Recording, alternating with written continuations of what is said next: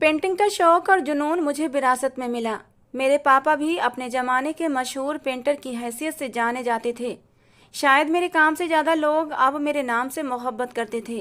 काम चाहे कैसा भी हो, नाम बन जाए तो लोग पेंटिंग पर सिर्फ नाम देखते ही खरीद लेते हैं। इस तरह घर बैठे की गई मेहनत के बदले में मुझे अच्छी खासी रकम मिल जाती और मैं अपनी तन्हा जिंदगी सुकून से बसर कर रहा था। उन्हीं दिनों एग्जीबिशन के सिलसिले में कुछ पेंटिंग्स मुंबई लेकर जा रहा था। रवानगी से पहले अपने शाहकार को आखिरी टच दे ही रहा था कि मेरे एक करीबी दोस्त साकेत ने आकर मुझे चौंका दिया। वो मेरी बनाई हुई तस्वीर की बड़े खुले दिल से तारीफ कर रहा था। शायद वो उस हसीना की तस्वीर से काफ़ी इम्प्रेस हुआ था। कहने लगा, यार नीरज, तुम इतनी खूबसूरत खूबसूरत लड़कियों की तस्वीरें बनाते हो, कभी असल में भी किसी खूबसूरत लड़की को अपने दिल के कैनवस पर फिट किया करो। साकेत का ये सवाल अक्सर उस वक्त होता था जब जब उसको मेरे कैनवस पर किसी खूबसूरत लड़की की तस्वीर नजर आती थी, और हर बार उसके सवाल का जवाब मैं नहीं में सिर हिलाकर और होंठों पर हल्की सी मुस्कुराहट के साथ दिया करता था।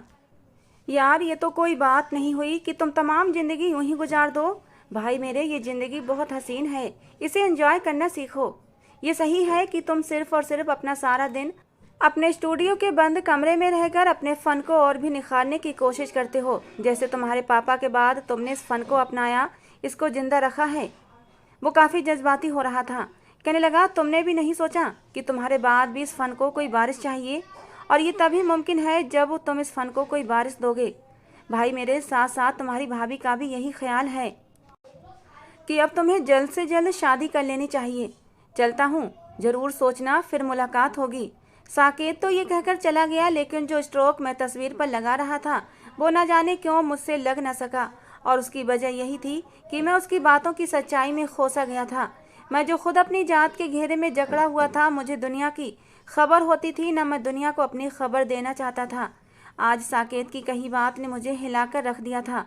उसकी हर बात से प्यार और अपनापन झलक रहा था। शायद इसकी वजह साकेत के साथ मेरी दोस्ती थी, जो बेशुमार दोस्तों में उसे अलग जाहिर करती थी।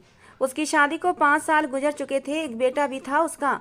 उस रोज मैं सारी रात सो न सका। वक्त की तेजी का मुझे कोई अंदाजा ही नहीं हुआ था। काफ़ी देर अपने वीरान और बेतरतीब घर को देखता रहा, फिर मुझे एहसास हुआ कि ये घर एक औरत के इंतजार में है। उसकी वीरानी को दूर करने के लिए कहकहों से भरपूर जिंदगी की ज़रूरत है। फिर मैं बिना इरादा गुजरे महीनों और सालों का हिसाब लगाने लगा। एक लंबी उम्र गुजर चुकी थी, लेकिन फिर अंदाजा हुआ कि मर्द तो कभी बूढ़ा ही नहीं होता। 40-45 साल की उम्र का कुंवारा मर्द भी जिंदगी की खुशियां हासिल कर सकता है। और फिर आजकल तो फैशन बन गया है, लड़कियां अपने से ज़्यादा उम्र के मर्दों से शादी करने को अहमियत देती हैं, और ना भी दें तो औरतों की कौन सुनता है। हमारा समाज तो मर्द का समाज कहलाता है। औरत तो आज भी बेबस नजर आती है। मर्द कोई भी काम किसी भी वक्त अंजाम दे सकता है, उस पर किसी तरह की कोई पाबंदी लगाने वाला मौजूद नहीं है। मेरा ख्याल है साकेत सही कहता है। अब मुझे जल्द से जल्द शादी के बारे में सोच लेना चाहिए, और शादी कर भी लेनी चाहिए। हाँ, इस घर के लिए, मेरे लिए, मेरे फ़न के लिए मुझे शादी करनी होगी, वो भी बहुत जल्द। मुंबई जाकर मैंने अपनी पेंटिंग्स को हाथों हाथ बेचकर जल्द ही दिल्ली भी आ गया था। ये मेरी आदत थी कि जब भी मैं उन तस्वीरों की नुमाइश के लिए कहीं जाता तो वहाँ के मशहूर बाजार से कुछ ख़रीदारी ज़रूर करता था। और इस बार मैंने 1-2 सूट पीस ये सोच कर ले लिए थे कि जल्द ही इन्हें मोहल्ले के मास्टर से तैयार करवा लूँगा, ताकि फिर कहीं जाना हो तो नए कपड़े तैयार हो जाएं। दूसरे दिन ही सूट पीस लेकर मास्टर साहब की दुकान पर पहुंच गया था, लेकिन दुकान बंद थी। मैंने इधर उधर देखा, फिर दुकान से सटे उनके घर के दरवाजे की बेल बजाई। कुछ देर बाद ही एक 25-26 साल की लड़की ने दरवाज़ा खोला था और मिलने की वजह पूछी। मैं एक लम्हे को उसकी खूबसूरती में खो सा गया था। वो भी हैरत से मेरी तरफ देख रही थी। शायद उसे यह एहसास हो गया था कि मैं उसे बड़ी अजीब नज़रों से देख रहा हूँ। मैं तो सब कुछ भूल गया था। उसने फिर से अपना सवाल दोहराया, लेकिन मेरी खामोशी अब तक कायम थी। कहने लगी, आप शायद नीरज कुमार साहब हैं। मेरी खामोशी से तंग आकर वो खुद ही बोली थी, पापा से आपको क्या काम है? वो तो फिलहाल घर पर नहीं है। मैं तो उसकी जादुई शख्सियत से बाहर आ चुका था। मुझे इस बात पर हैरत हुई थी कि वो मुझे जानती थी, मगर मैंने खुशी जाहिर करते हुए पूछ ही लिया था, आपको मेरा नाम कैसे मालूम है? वो मुझे उल्टा सवाल करने पर मुस्कुराकर देख रही थी। शायद समझ गई थी कि मैं नर्वस हो रहा हूँ। बुजी, आपको कौन नहीं जानता इस मोहल्ले में। आप तो बड़े आदमी हैं, आपकी तस्वीरें तो पूरे शहर में पसंद की जाती हैं। बड़ी खुशी हुई ये जानकर कि आप मुझ नाचीज को जानती हैं। मैं असल में मास्टर साहब को ये कपड़े देने आया था, जल्द से जल्द तैयार कर दें, मेरा नाप उनके पास है। ये कहते हुए भी मेरी नज़रें उसी खूबसूरत लड़की को निहार रही थीं। एक पल के लिए भी मेरा मन नहीं हो रहा था कि उस हसीना के ऊपर से नज़रें हटा लूं। न जाने उस लड़की में ऐसा किया था कि मैं पहली नज़र में ही उसका दीवाना हो गया था। मैंने वो कपड़े उसे दिए और ना चाहते हुए भी वहाँ से पलट आया था। मेरे दिमाग में एकदम से ही साकेत का ख्याल आया था, क्यों ना मैं साकेत को ये बात फ़ोन पर बताऊँ। नहीं, मेरे ख्याल में ज़्यादा बेहतर होगा कि मैं खुद ही उसके घर चला जाता हूँ, वहाँ भाभी भी मौजूद होंगी। मास्टर साहब की साहबजादी का जिक्र उनके सामने ही करूं तो बेहतर होगा। मैं कुछ देर के लिए अपनी बेताब धड़कनों को संभालने की गरज से कुर्सी पर बैठ गया। यूं तो मेरे कैनवस पर न जाने कितनी खूबसूरत लड़कियों के चेहरे बने हुए थे, मगर उस लड़की की खूबसूरती का कोई जवाब नहीं था। वो अपने सादा लिबास में भी किसी अलग देश की शहजादी लग रही थी। उसके तीखे नए नक्श मेरे दिल में उतरने लगे थे। उसकी रंगत दूध की तरह सफ़ेद नहीं थी, लेकिन उसका सांवलापन सफ़ेद उजली रंगत को भी मात दे रहा था। वो कुदरत का हसीन शाहकार थी और मैं हसीनों की कदर करना जानता था। और फिर जल्दी ही साकेत और भाभी को मैंने मास्टर साहब के पास अपने रिश्ते के लिए भेज दिया। मास्टर साहब बहुत खुश हुए थे, मगर उन्होंने साफ कह दिया कि वो बीना को दहेज वगैरह कुछ नहीं देंगे। मुझे उस वक्त उनकी किसी बात से कोई फ़र्क नहीं पड़ता था। मैंने सिर्फ शादी पर जोर दिया कि वो जल्द से जल्द शादी कर दें, बाकी हर चीज़ मेरे घर में मौजूद है। यूं एक हफ्ते बाद ही बीना दुल्हन के रूप में मेरे घर आ गई।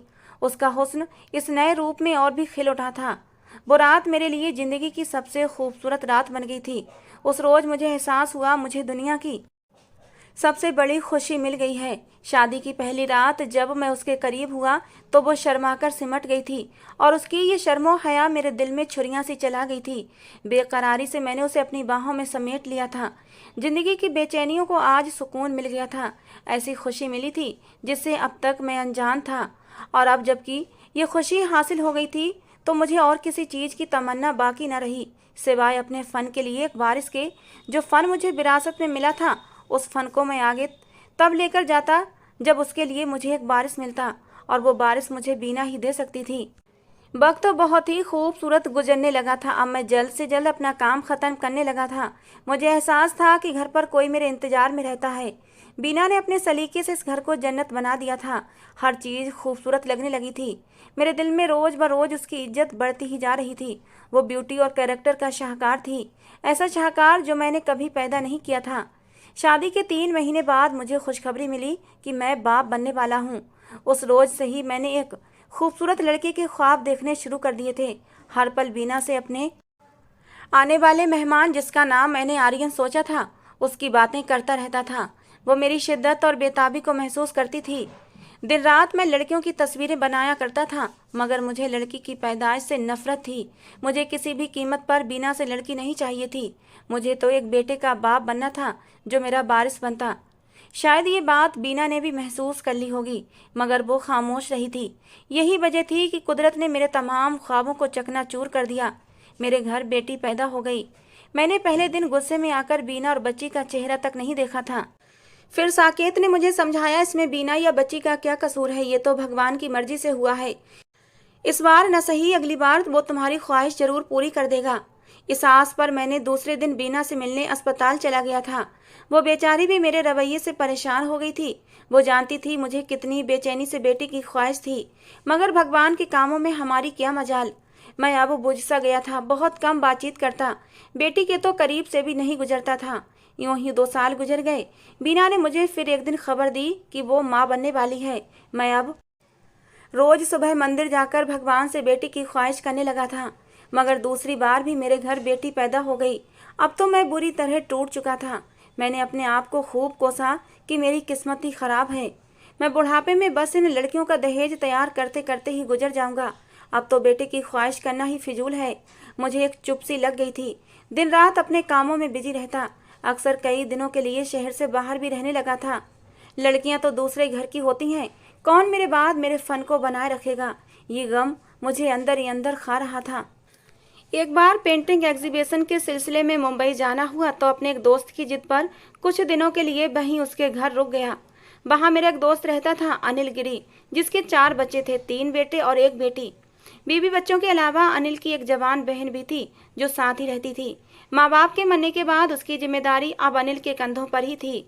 वो इस घर में आधे हिस्से की मालिक भी थी, यानी अनिल उसके लिए घर दामाद तलाश कर रहा था। एक दिन मैं अपना काम खत्म करके घर आया तो अनिल अपनी फैमिली के साथ बाहर गया हुआ था। सिर्फ एक बड़ा लड़का जो 12-13 साल का था अपनी बुआ के साथ घर पर मौजूद था। मैं जिस कमरे में ठहरा हुआ था उसका एक दरवाजा अंदर घर की तरफ भी खुलता था। मैं बाहर वाले दरवाजे से आया जाया करता था। मेरे आने के आधे घंटे बाद ही अनिल का बेटा खाने की ट्रे लेकर अंदर वाले दरवाजे से दाखिल हो गया। कहने लगा, अंकल किसी और चीज़ की ज़रूरत हो तो दरवाज़ा बजा देना, मेरा नाम सोनू है।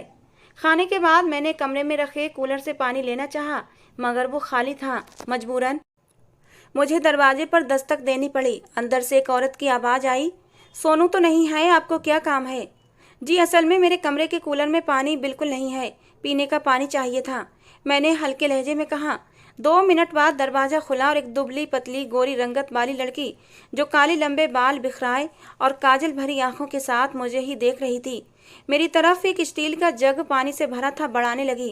कहने लगी, फिलहाल तो आप ये ले लें, सोनू आता है तो मैं कूलर भरवा कर रख दूंगी। मैं कुछ देर बाद नजरें नीची करके दरवाजे से हट गया। दरवाजा फिर से बंद हो गया था। पेट भर के खाना खाने के बाद सुकून की नींद सो गया। शाम को आँख खुली थी जब अनिल ने ही दरवाजा खटखटाया था।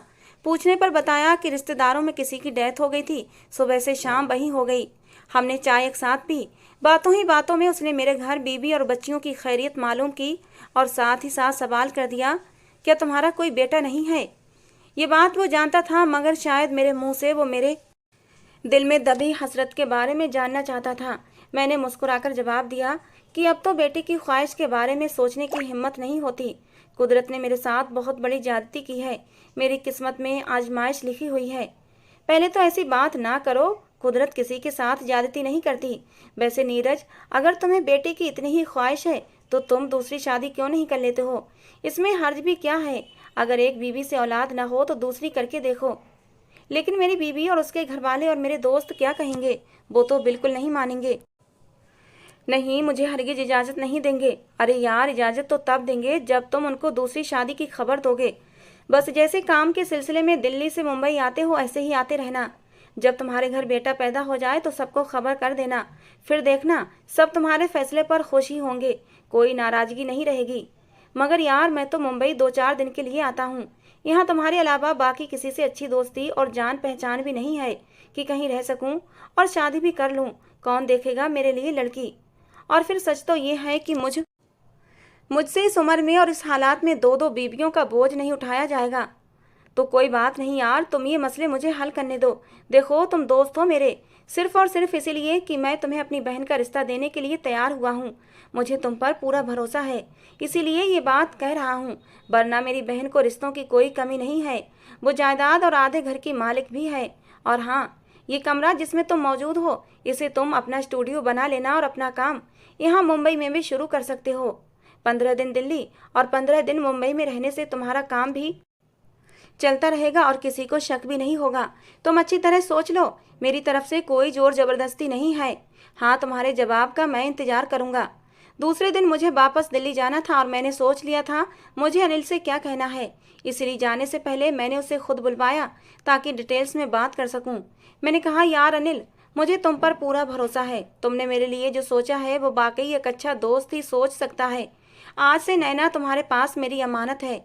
मैं अगली बार पूरी तैयारी के साथ आऊँगा और नैना को अपनी पत्नी बनाऊँगा। अब इजाज़त दो। अनिल ने मुस्कुराते हुए बढ़कर मुझे गले से लगा लिया और मैं खुश था आने वाले वक्त के बारे में सोचकर, मगर फिक्रमंद भी था। क्या मैंने सही फैसला किया है? हाँ, क्यों नहीं। जब रास्ता दिखाने का काम कुदरत कर रही है तो मैं क्यों ना फ़ायदा उठाऊं। वैसे भी मुझे एक वारिस चाहिए था, अपना बेटा चाहिए, और अनिल को नैना के लिए घर दामाद चाहिए। सब कुछ बैठे बिठाए मिल रहा था। शायद इसे ही कुदरत की मेहरबानी कहते हैं। हाँ, मैं बीना से कह दूंगा कि मुंबई में काम ज़्यादा है, मैंने वहाँ नया स्टूडियो बनाना होगा, इसलिए वहाँ जाकर रहना ज़रूरी है। 1-2 साल में काम सेट हो जाएगा तो मैं तुम लोगों को भी वहाँ बुलवा लूँगा, फिलहाल शुरू में हालात कुछ अच्छे नहीं होंगे। यही बात साकेत से भी कहनी होगी ताकि मुझ पर कोई शक न करे। दिल्ली आकर मैंने एक एक बात बीना से वही कही जो रास्ते पर सोच रखा था। साकेत को भी यही सब कुछ कहा था। वैसे भी वो अपनी कंपनी की तरफ से सऊदी अरब जाने वाला था। ये उसकी दिली ख्वाहिश थी कि वो खूब माल कमाए। भाभी और बच्चे भी जा रहे थे। मैंने सबकी दावत की और वो दावत जिंदगी की यादगार दावत बन गई थी, क्योंकि धीरे धीरे मेरा संबंध साकेत से कम और बिल्कुल ख़त्म होता चला गया था। बीना मेरी बातों पर ईमान ला चुकी थी। मेरी तैयारी में वो बराबर से शरीक थी। शायद वो ख्वाब बुनने लगी थी कि कुछ दिनों के बाद मैं उसे और बच्चियों को मुंबई अपने पास बुलवा लूँगा। फिलहाल 15 दिन का कहकर मैंने पहली बार बीना से रुखसती ली थी। वो मेरी तरक्की से बेहद खुश थी। अक्सर मैं सिर्फ 2-4 दिन के लिए ज़्यादा से ज़्यादा जाया करता था, मगर इस बार लंबी रुखसती का सुनकर मासूम बच्चियाँ माँ का दामन पकड़े खड़ी थीं, जिनको मैंने प्यार तक नहीं किया और रवाना हो गया। यहाँ नैना की पहली शादी की भरपूर तैयारियां जोर शोर से थीं। सब मेरे आने के इंतजार में थे। अनिल और उसकी फैमिली ने दिल खोलकर अरमान पूरे किए थे। नैना दुल्हन के जोड़े में अपनी भरपूर जवानी के साथ एक खूबसूरत और बड़े से कमरे में मेरे बेड पर मेरे इंतजार में बैठी हुई थी। उस कमरे समेत आधा घर मेरे और नैना के लिए था। मैं नैना की कुर्बत पाकर बीना को भूल गया था। सच कहते हैं मर्द कभी बूढ़ा नहीं होता। शायद नैना को मैं पसंद आ गया था, तभी अनिल ने रिश्ते की बात की थी। नैना की बातों से भी यही बात जाहिर थी कि वो जिस चीज़ पर उंगली रख दे उसका भाई वो फौरन लाकर उसके कदमों में डाल देता था। 15 दिन अब महीनों में बदल गए थे।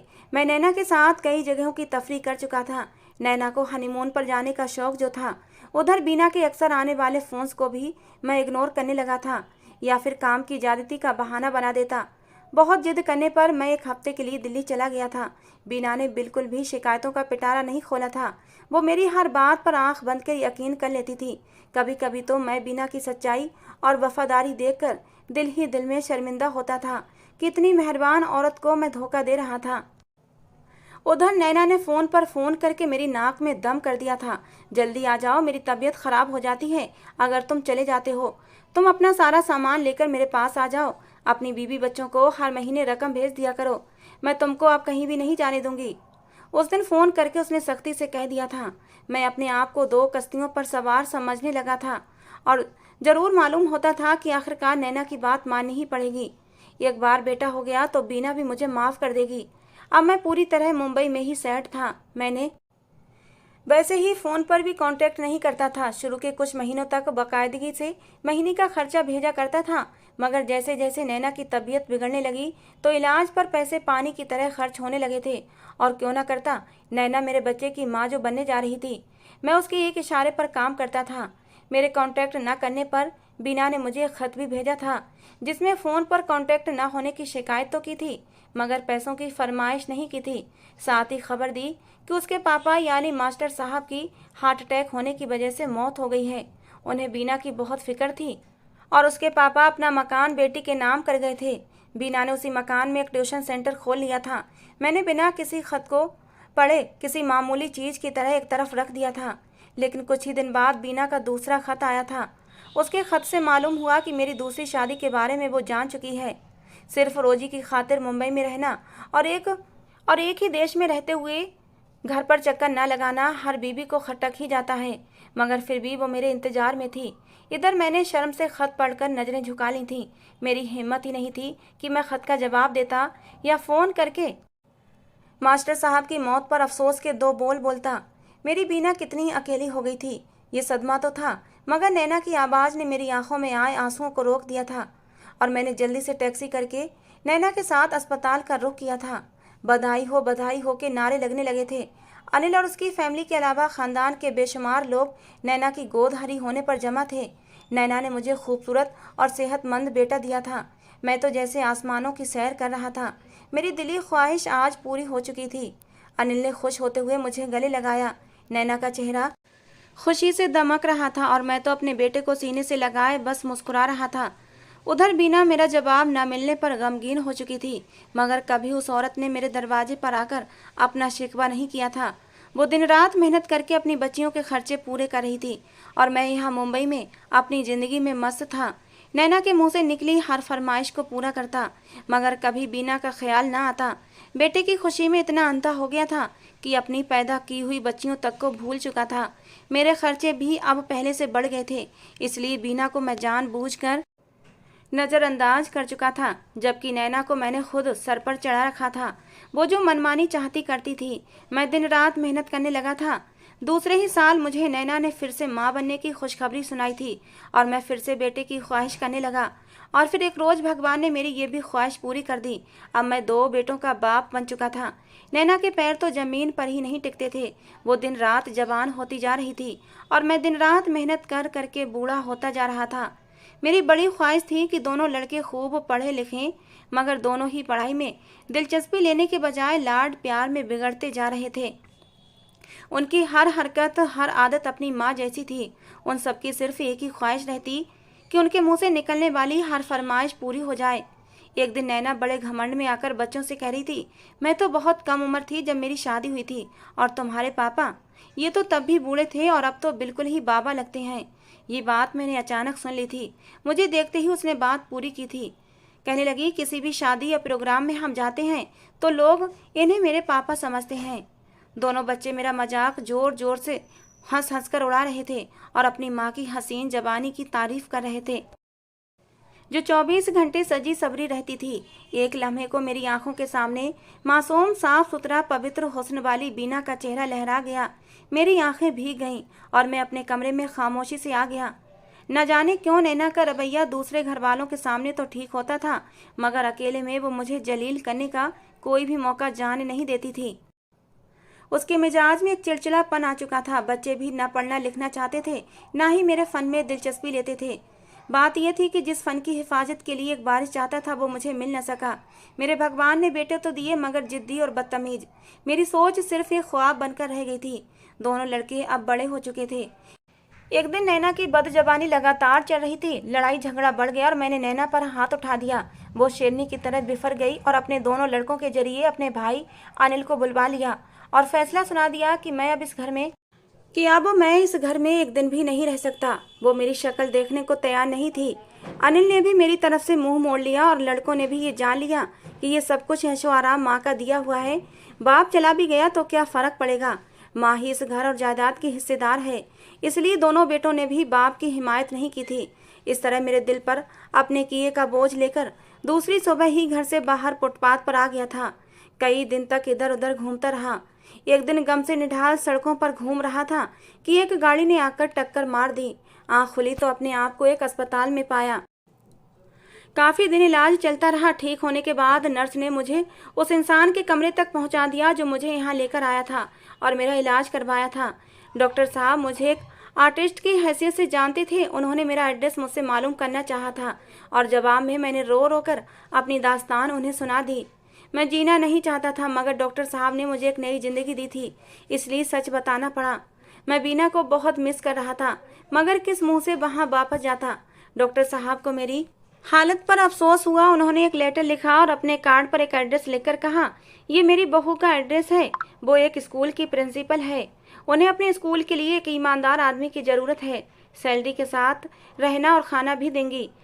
आप ड्राइवर के साथ वहां चले जाएं। मैंने शुक्रगुजार नज़रों से डॉक्टर साहब को देखा था। वो वाकई फरिश्ता जैसे इंसान थे। गाड़ी एक बहुत ही पॉश एरिया में दाखिल हुई थी। स्कूल काफ़ी बड़ा था, साथ ही मैडम के रहने की भी वहीं जगह थी। मुझे खुशी थी कि मेरा सारा दिन पढ़ने लिखने वाले बच्चों के बीच गुजरेगा। पहले दिन मुझे मैडम ने सिर्फ आराम करने के लिए कहा। दूसरे दिन मैं अपनी नौकरी पर हाजिर था। मैं सुकून से था अपने काम को लेकर। अभी 2 हफ्ते हुए थे।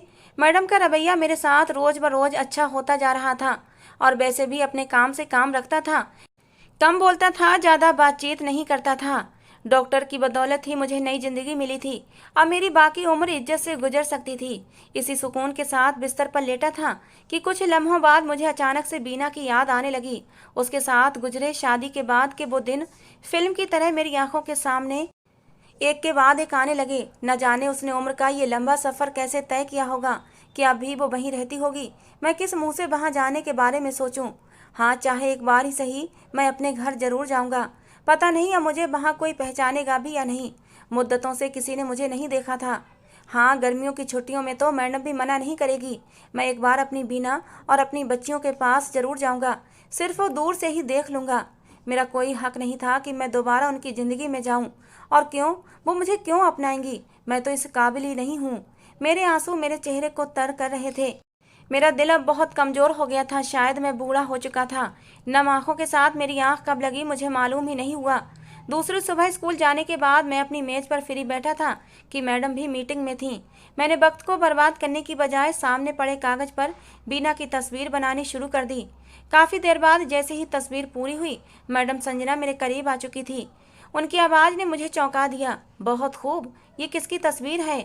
आप तो मुझे कोई आर्टिस्ट मालूम होते हैं। अगर आपकी इजाज़त हो तो मैं ये तस्वीर देख सकती हूँ। उनकी बात से लगा डॉक्टर साहब ने मेरे बारे में इन्हें कुछ ना कुछ नहीं बताया था। वाह, बहुत खूब बाबा, एक बात कहूँ, क्या आप आज मेरे साथ छुट्टी के बाद शाम को मेरे घर चलेंगे? वो असल में आज मेरी छोटी बहन की मंगनी की रस्म है। मैं मम्मी की तरफ जाऊंगी। वो और बहन अकेले ही रहते हैं, इसलिए ज़्यादातर जिम्मेदारियां मेरे ही कंधों पर हैं। अच्छा होगा आप भी साथ होंगे तो मेरी हेल्प हो जाएगी। मैं जो अभी तक मैडम की तारीफ सुनकर खुश हो रहा था, उनके पूछने पर फौरन हाँ में सिर हिला दिया, जैसे उनकी हर बात मेरे लिए हुक्म का दर्जा रखती हो। वो मुस्कुराकर मुझे देखने लगी। वादे के अनुसार कुछ आराम करने के बाद मैं शाम को नहा धोकर तैयार हुआ था। कपड़े भी नए पहने थे। कुछ ही देर बाद ड्राइवर ने गाड़ी में आकर बैठने को कहा। मैं जाकर बैठ गया। मैडम भी तैयार थीं। गाड़ी एक पौष इलाके में दाखिल हुई, जहां 600 गज पर बड़े बड़े बंगले बने हुए थे। उन्हीं में से घर के सामने गाड़ी रुक गई। बाबा प्लीज ड्राइवर के साथ ही सारा सामान अंदर ड्राइंग रूम में रखवा दें, मैडम कहकर बंगले के अंदर दाखिल हो चुकी थी। मैंने उनके हुक्म के अनुसार सामान अंदर रखवा दिया था। नौकरानी ने मुझे उसी ड्राइंग रूम में बैठने को कहा और ड्राइवर को और कुछ सामान की लिस्ट देकर रुखसत कर दिया। मैं काफ़ी देर तक उस बड़े से ड्राइंग रूम का जायजा लेता रहा, जहां हर चीज़ कीमती मालूम हो रही थी और बहुत ही सलीके और खूबसूरती के साथ उसे सजाया गया था। अचानक से मैडम की आवाज़ पर मैं चौंका था। इनसे मिलो रिया, ये हमारे स्कूल में नए बाबा जी आए हैं। मुझे इनसे बड़ी ही हेल्प मिलती है। बहुत हमदर्द इंसान होने के साथ साथ ये एक बहुत ही अच्छे आर्टिस्ट भी हैं। और जानती हो, इनकी बनाई हुई एक तस्वीर ने तो मुझे हैरान कर दिया। बिल्कुल तुम्हारी तस्वीर से मिलती जुलती है। क्यों बाबा जी, रिया आपकी बनाई हुई इस तस्वीर से कितना मिलती है जो आपने स्कूल में बनाई थी? जी पता नहीं, मैंने तो ऐसे ही बना दी थी। एक नज़र रिया को देखने के बाद मैं बड़ी मुश्किल में यही बोल पाया था, क्योंकि वो तस्वीर तो मेरी बीना की थी। दीदी बच्चे कब आएंगे? उनके बगैर सारा घर वीरान है। रिया ने मुझे भी नज़रअंदाज करके बात शुरू कर दी थी। बस कुछ ही देर में वो आ जाएंगे, अपने पापा के साथ आएंगे। अगर मेरे साथ आते तो सारा काम मैं कैसे करती? देखो अब भी काफ़ी तैयारियां अधूरी मालूम हो रही हैं। मैडम मुंह बनाकर कहने लगी और बैठ गई। ओके आप लोग बैठे, मैं मम्मी को बुलवाती हूँ ताकि जल्दी जल्दी काम हो जाए। बस 2 मिनट। वो तेजी से बाहर निकल गई। बहुत ही गैर संजीदा लड़की है। आज मंगनी है, फिर भी मैडम जी हाथों में किताबें लिए बैठी हैं। न ड्रेस की परवाह है, न ही तैयारी की खबर। असल में घर में छोटी होने की वजह से ये सबकी लाडली है और फिर मेडिकल के लास्ट ईयर की स्टूडेंट भी है। मंगनी भी तो डॉक्टर से ही हो रही है। दोनों एक दूसरे को बेहद पसंद करते हैं। लड़का बाहर जाने वाला है, इसीलिए सब मंगनी की रस्म करना चाहते हैं। सब कुछ अचानक हुआ है, इसलिए मम्मी भी परेशान है कि शादी हो जाती तो अच्छा था। खैर छोड़े, आप चाय लेंगे? ये सब तो चलता रहता है। नौकरानी चाय की ट्रॉली करीब ला चुकी थी और मैं खामोशी से चाय पीने लगा। रिया अपनी मम्मी का हाथ पकड़कर कमरे में दाखिल हो गई। ले सर, मम्मी भी आ गई। अब जल्दी जल्दी बताएं क्या करना है। चंचल सी रिया अम्मा के साथ ही बैठ गई। सबसे पहले मम्मी, आप मेरे बाबा जी से मिले। बहुत अच्छे इंसान हैं। जो काम सोचती हूँ वो ये कर चुके होते हैं। ये एक बहुत ही अच्छे आर्टिस्ट भी हैं। बाबा जी, क्या इस वक्त आप हमें वो तस्वीर दिखा सकते हैं? जैसे वो जानती थी कि मैं इस तस्वीर के बहुत करीब हूँ, इसीलिए हर पल साथ रखता हूँ। मैंने अपनी शर्ट पर लगी जेब से खड़े होकर फोल्ड की हुई वो तस्वीर निकाली और मैडम को दे दी। कहने लगी, देखो रिया, मैं ना कहती थी तुमसे कितनी मिलती जुलती तस्वीर है ये। मैडम उठकर रिया के बराबर चली गई थी। हाँ वाकई, रिया और उसकी माँ गौर से तस्वीर देख रहे थे। मैं हैरत से तीनों को मुंह फाड़े देख रहा था। एकदम मैडम की माँ मुझे बार बार देखने लगी, जैसे पहचानने की कोशिश कर रही हो। शायद अब तक न उन्होंने मुझे गौर से देखा था, न ही बातों में मेरा ध्यान उनकी तरफ गया था। मैंने उलझकर नजरें झुका लीं। आर्टिस्ट लफ्ज सुनकर और फिर अपनी तस्वीर को सामने देखकर बीना के वजूद में एक हलचल सी मच गई थी। वो बार बार चश्मा सही करके मुझे पहचानने की कोशिश कर रही थी और दोनों बच्चियां हैरान थीं कि मैंने रिया से मिलती हुई तस्वीर बगैर उसकी मौजूदगी के कैसे बना डाली। असल में रिया अपनी माँ की हमशक्ल थी। एकदम से बीना रोने लगी, उसकी सिसकियां बंधने लगीं। मैं परेशान था इस अचानक होने वाले हादसे पर। उसके रोने पर मैंने भी गौर से देखा। बुढ़ापे की झुर्रियों में मैं अपनी बीना का चेहरा तलाश कर रहा था। बीना कहने लगी, मेरे सरताज, मेरे हमसफर, आप कहाँ चले गए थे? मुझे किसके सहारे छोड़ा था आपने? बताएं, मेरा कसूर क्या था? आप तो मुझसे मोहब्बत करते थे, साथ जीने मरने के वादे किए थे हमने, तो फिर ये सजा क्यों दी आपने मुझे? बताएं, जवाब दें। वो बेहोश होने लगी। बच्चियां जल्दी से मम्मी मम्मी कहकर आगे बढ़ीं और सारी सूरत हाल समझ गई थीं। और मैं नजरें चुराने लगा, क्योंकि हालात ने मेरी बीना को बिल्कुल बदल कर रख दिया था। उसके खूबसूरत नए नक्श अब बुढ़ापे की दहलीज को छूने लगे थे। मैंने भी बढ़कर उसे सहारे से सोफे पर बिठाया था। बीना की बातों से सच्चाई खुल चुकी थी। बच्चियां भी भीगी आंखों और सवालिया नजरों से मेरी तरफ ही देख रही थीं। उनको तो शायद अपने बाप की सूरत भी याद न थी। मैं कमरे से निकलने लगा, क्योंकि मैं उन मासूम बच्चों की खुशियां बर्बाद नहीं करना चाहता था। मेरी सजा सिर्फ जीते जी मौत थी। मैं इन तीनों का मुजरिम था। नहीं बाबा, अब नहीं। मुझे याद है आपकी आंखों में मौजूद मैंने अपने लिए सिर्फ नफरत ही देखी थी जब मैं छोटी सी थी, मगर अब आप मेरे लिए सब कुछ हैं। नहीं, मैं आपको अब कहीं नहीं जाने दूंगी। मैं इस बार ये सदमा सह नहीं सकती। बाबा हैं आप मेरे, मुझसे प्यार करते हैं, मेरा ख्याल रखते हैं। सच पूछें तो जिन अंधेरों में आप मुझे, मेरी माँ और मेरी बहन को छोड़कर चले गए थे, मैंने सारी जिंदगी सिर्फ आपसे नफरत की थी, मगर अपनी माँ के दिल में आपके अलावा किसी को मौजूद न पाया। भरी जवानी में 2 बच्चियों के साथ उन्होंने कैसे वक्त गुजारा है, ये सब मैं कभी नहीं भूल सकती। अब मैं खुद औलाद वाली हूँ। पति की मोहब्बत क्या होती है मैं जानती हूँ। आज बरसों बाद भगवान ने इस खुशी के मौके पर हमें आपसे शायद इसीलिए मिलवाया है कि आप देख सकें, हाँ, ये देख सकें कि ज़िंदगी में लड़कियों की क्या अहमियत होती है। बीवी, माँ, बेटी, हर रूप में उसकी इज्जत और उसकी अहमियत है। बाबा, लड़कियाँ किसी तौर भी लड़कों से कम नहीं होती। उन्हें सिर्फ और सिर्फ अपने माँ बाप का प्यार चाहिए होता है, साथ चाहिए होता है, उनका मान चाहिए होता है। वो हर मैदान में मर्दों के कंधे से कंधा मिलाकर काम कर सकती हैं। वो इस दुनिया की रूह है। काश काश कि ये बात आप जान सकते। संजना रोने लगी थी तो मेरी सिसकियां भी निकल गईं और मैं दुआ करने लगा, काश जमीन फट जाए और मैं उसमें दफन हो जाऊं। मैं 2 कदम और आगे बढ़ा। माँ बेटी दोनों एक दूसरे के गले लगकर रो रही थीं और रिया मुझे भीगी आंखों से जाते देखकर दौड़कर मेरा हाथ पकड़ने लगी, जैसे मैं आज गया तो फिर कभी नहीं मिल सकूंगा। इतने में बीना मेरे नज़दीक आ गई। संजना ने झट से हाथ पकड़ लिया, जैसे वो भी मुझे माफ़ कर चुकी हो। मैं ज़मीन में मिट्टी तले धंस चुका था। सीना था कि किसी लम्हे फट जाता। मैं जोर जोर से रोने लगा और बीना मेरे कंधे से लगी रोने लगी। दोनों बच्चियों को गले लगाते हुए वो भी रोए जा रही थी। उसी लम्हे रिया की मासूम आवाज़ मेरे कानों से टकराई थी, बाबा, आज आपकी बेटी को दोहरी खुशी मिलने वाली है। एक तो डॉक्टर विकास की सूरत में और दूसरा मेरे पापा की सूरत में। मुझे आप बिल्कुल याद नहीं, मगर जिंदगी भर की नफरत के बावजूद आज आपको सामने देखकर मैं नफरत नहीं कर पा रही हूँ। प्लीज़, क्या आप मुझे मेरे पापा का प्यार वापस दे सकते हैं? ये बात सुनते ही मैंने हाँ में सिर हिलाते हुए उन तीनों को अपनी बाहों में समेट लिया था, कभी ना छोड़ने के इरादे के साथ। दोस्तों, आज की हमारी ये कहानी कैसी लगी ज़रूर बताना। पसंद आई हो तो प्लीज़ लाइक करना। रोज़ एक नई कहानी सुनने के लिए हमारे चैनल को भी सब्सक्राइब करना।